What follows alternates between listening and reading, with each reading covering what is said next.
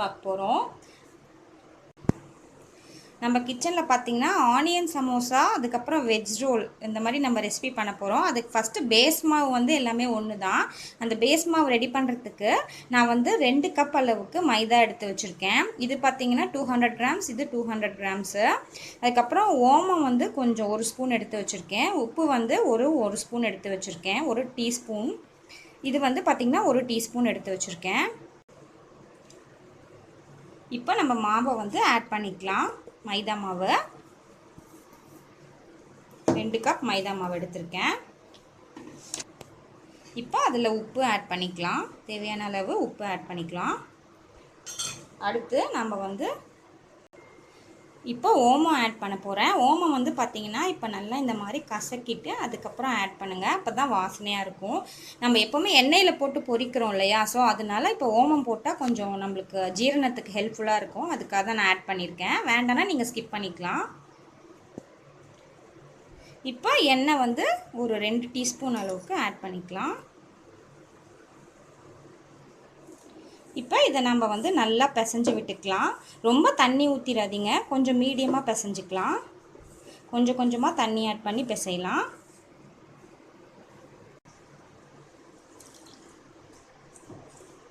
தண்ணி வந்து கொஞ்சம் கொஞ்சமாக ஆட் பண்ணி பிசைங்க. பாருங்கள், இந்த அளவுக்கு பிசைஞ்சு வச்சுக்கோங்க. பார்த்தீங்கன்னா தெரியும், இந்த அளவுக்கு இருந்தால் சரியாக இருக்கும். இப்போ இதுக்கு மேலே 1 ஸ்பூன் அளவுக்கு நம்ம வந்து எண்ணெய் ஊற்றிக்கலாம்.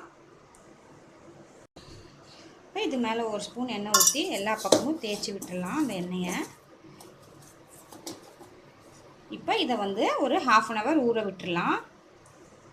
இப்போ நம்ம இதை வந்து ஒரு பிளேட்டை போட்டு மூடி வச்சிடலாம். இந்த மாவு பார்த்திங்கன்னா நம்ம வந்து சமோசா பண்ணுறதுக்கு யூஸ் பண்ணிக்கலாம். அதே மாதிரி ஸ்ப்ரிங் ரோல், அது மாதிரி வெஜ் ஸ்ப்ரிங் ரோல் அதுக்கெல்லாம் கூட நம்ம இந்த ஷீட்டே கூட யூஸ் பண்ணிக்கலாம். இப்போ இதை மூடி வச்சிடலாம். இப்போ நம்ம வெஜ் ரோலுக்கு தேவையான காய்கறி வந்து நம்ம வந்து கட் பண்ணி வச்சுருக்கோம். பார்த்தீங்கன்னா கேரட் வந்து ஒரு 2 கேரட் எடுத்து இந்த மாதிரி சின்ன சின்னதாக நறுக்கி வச்சுருக்கேன். அதுக்கப்புறம் ஒரு கேப்சிகம் வந்து ஒரு 1/4 கப் எடுத்திருக்கேன். இது என்ன அப்படின்னா பொட்டேட்டோ, இந்த மாதிரி குட்டி குட்டியாக நறுக்கி எடுத்து வச்சுருக்கேன். இது வந்து பார்த்திங்கன்னா ஒரு பெரிய வெங்காயம் கொஞ்சம் ஸ்லைஸ் பண்ணி எடுத்திருக்கேன்.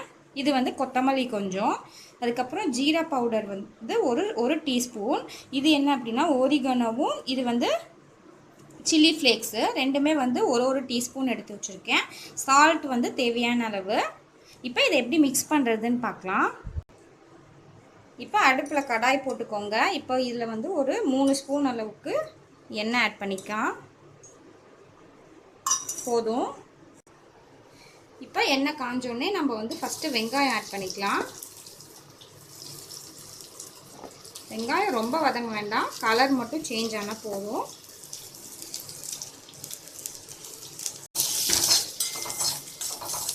அடுத்து கேப்சிகம் ஆட் பண்ணிக்கலாம். கேப்சிகம் ஒரு வதக்கிக்கலாம். அடுத்து கேரட் வந்து ஆட் பண்ணிக்கலாம். அதே மாதிரி உருளைக்கிழங்கு ரெண்டையுமே ஆட் பண்ணிடலாம். இப்போ இது கொஞ்சம் நல்லா மிக்ஸ் பண்ணிக்கலாம். ரொம்ப வதக்க தேவை கிடையாது, ஏன்னா நம்ம பொரிக்க தான் போகிறோம். இப்போ கொத்தமல்லி ஆட் பண்ணிக்கலாம். அடுத்து உப்பு தேவையான அளவு ஆட் பண்ணிக்கலாம். இப்போ இந்த காய்க்கு தேவையான உப்பு ஆட் பண்ணிக்கோங்க. இப்போ ஜீரகத்தூள் 1 டீஸ்பூன் ஆட் பண்ணிக்கலாம். அடுத்து red chilli powder 1 teaspoon add பண்ணிக்கலாம். இது நல்லா மிக்ஸ் பண்ணிக்கலாம். பாருங்கள், நல்லா வதங்கிடுச்சு. காய் ரொம்ப வதங்க வேண்டாம், க்ரன்ச்சியாக இருந்தால் தான் நல்லாயிருக்கும். கடைசியாக வந்து நான் வந்து சில்லி ஃப்ளேக்ஸ் ஒரு டீஸ்பூன், ஓரிகனோ வந்து 1 டீஸ்பூன் வச்சுருக்கிறேன். இதை ஆட் பண்ணிக்கலாம். இது வேண்டாம்னா நீங்கள் ஸ்கிப் பண்ணிக்கலாம். இப்போ இதை நல்லாத்தையும் கலந்து விட்டுறலாம்.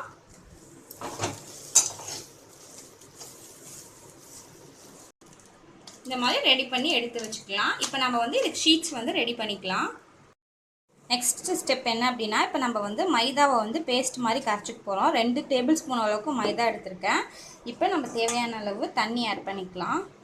தண்ணி ஆட் பண்ணிவிட்டு கொஞ்சம் கெட்டியாக கரைச்சி வச்சுக்கலாம். பேஸ்ட் மாதிரி இந்த மாதிரி நம்ம வந்து பேஸ்ட் ரெடி பண்ணி வச்சுருக்கிறோம். இப்போ வெஜ் ரோலுக்கு நம்ம வந்து ஷீட்ஸ் வந்து ரெடி பண்ணிக்கலாம். இதை வந்து நம்ம வந்து ஃபஸ்ட்டு தேய்ச்சிக்கலாம். ஓரளவுக்கு மெலிசாக தேய்ச்சிக்கலாம். இப்போ இந்த மாதிரி நான் தேய்ச்சி வச்சுருக்கிறேன். இப்போ நம்ம இதை வந்து கட் பண்ணிக்கலாம். இது வந்து ஸ்கொயர் ஷேப்பில் கட் பண்ணால் வந்து நல்லாயிருக்கும் ஸ்ப்ரிங் ரோலுக்கு. ஸோ நம்ம அந்த ஷேப்பில் கட் பண்ணிக்கலாம். இப்போ இதை ஸ்கொயராக கட் பண்ணிக்கலாம்.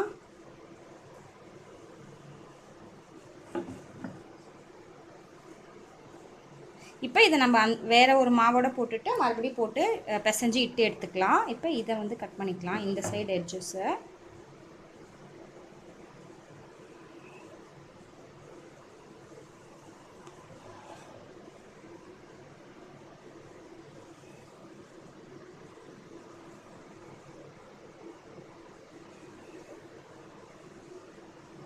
இப்போ நான் இந்த அளவுக்கு கட் பண்ணி எடுத்து வச்சு இப்போ இதே மாதிரி நம்ம எல்லாத்தையுமே நம்ம வந்து கட் பண்ணி எடுத்துகிட்டு நம்ம வந்து தோசைக்கல்லில் போட்டு எடுக்க போகிறோம். பாருங்கள், நம்மளோட ஷீட்ஸ்லாம் வந்து ரெடி ஆகிடுச்சு வெஜ் ஸ்ப்ரிங் ரோலுக்கு. இது நம்ம எப்படி பண்ணுறதுன்னு பார்க்கலாம். இப்போது நம்ம இந்த மாதிரி வச்சுக்கலாம். இப்போது ஸ்டஃபிங் தேவையான அளவு வச்சுக்கோங்க. இந்த அளவுக்கு ஸ்டஃபிங் தேவைப்படும். ஃபஸ்ட்டு ஒரு மடிப்பு வந்து நம்ம இப்படி இழுத்து மடிச்சுக்கணும். எந்த அளவுக்கு ஸ்டஃபிங் வைக்க முடியுமோ அந்த அளவுக்கு வச்சுக்கோங்க. இப்போது மைதா பேஸ்ட்டை இந்த சைட்லேருந்து அப்ளை பண்ணிக்கலாம். அதே மாதிரி இந்த சைடில் இருந்தும் மைதா பேஸ்ட் அப்ளை பண்ணிக்கலாம். இப்போது மறுபடியும் இன்னொரு ரோல் டைட்டாக ஒரு ரோல் பண்ணிக்கணுங்க. பண்ணிவிட்டு இப்போது இதை நம்ம வந்து இப்படி க்ளோஸ் பண்ண போகிறோம். அதுக்கு தான் இங்கே மைதா பேஸ்ட் ஒட்டியிருக்கோம், பார்த்திங்கன்னா தெரியும். இப்போ இந்த அளவுக்கு நம்ம டைட்டாக போட்டுறோம். அதே மாதிரி இந்த சைடும் நல்லா சீல் பண்ணிக்கிற மாதிரி போட்டுருங்க. இப்போ இந்த மாதிரி வச்சுருக்கோம். இப்போது இங்கேயும் நல்லா மைதா பேஸ்ட் அப்ளை பண்ணிக்கோங்க. இப்போ இதை நம்ம வந்து இன்னொரு ரோல் பண்ணிவிட்டு இப்போது இந்த சைடு இருக்கிற எண்டை இப்போ மேலே எடுத்து ரோல் பண்ணிக்க போகிறோம். அவ்வளோதான், சிம்பிள், ஈஸி. பாருங்கள், நம்மளோட அழகான வெஜ் ஸ்ப்ரிங் ரோல் ரெடி ஆயிடுச்சு. இதே மாதிரி நம்ம எல்லாத்தையும் செஞ்சுக்கலாம். நான் வந்து எல்லா ஸ்ப்ரிங் ரோலையும் ஸ்டஃப் பண்ணி வச்சுட்டேன். இப்போ நம்ம பொரிச்சிடலாம். இப்போ அடுப்பில் நான் வந்து எண்ணெயை காய வச்சு எடுத்து வச்சுருக்கேன். இப்போ எண்ணெய் காஞ்சிடுச்சு. இப்போ நம்ம இதை வந்து ட்ராப் பண்ணிக்கலாம்.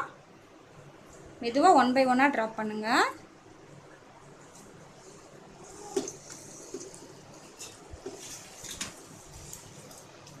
நல்லா பொரியட்டும், அப்புறம் திருப்பலாம். பாருங்கள், நல்லா வந்து ஃப்ரை ஆகிடுச்சு, கோல்டன் ப்ரௌன் ஆகிடுச்சு. இப்போ எடுத்துடலாம். பாருங்கள், நம்மளோட சூப்பரான வெஜ் ரோல் ரெடி ஆகிடுச்சு. இதை நான் உங்களுக்கு